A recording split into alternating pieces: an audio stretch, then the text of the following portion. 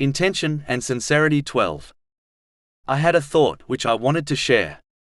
Muslims are often rightly advised the importance of gaining and acting on Islamic knowledge, and how knowledge which is not acted on has little to no benefit in either this world or the next. A further important point needs to be understood on this topic. If one desires to be rightly guided, so that they obtain peace of mind and success in both worlds, they must adopt a sincere attitude.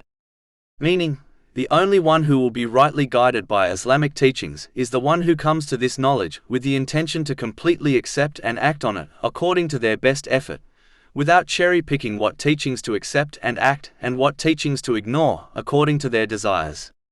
One must submit, accept and act on all the teachings, irrespective of how much it contradicts their desires, to the best of their ability. The truth is that there will always be teachings from the Holy Quran and the traditions of the Holy Prophet Muhammad, peace and blessings be upon him, that will weigh heavily on a person, as it contradicts their desires and attitude.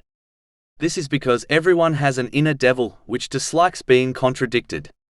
Only when one sincerely tries to submit to these teachings, the teachings which contradict their desires, will they obtain right guidance.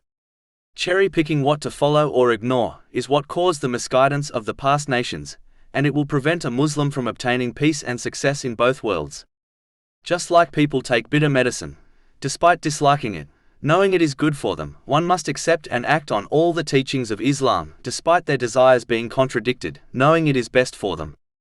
Allah, the Exalted, does not expect nor demand perfection, but peace and success cannot be obtained until one approaches the teachings of Islam with sincerity and the intention to accept and act on all of it according to their ability, irrespective of how difficult that may be to do.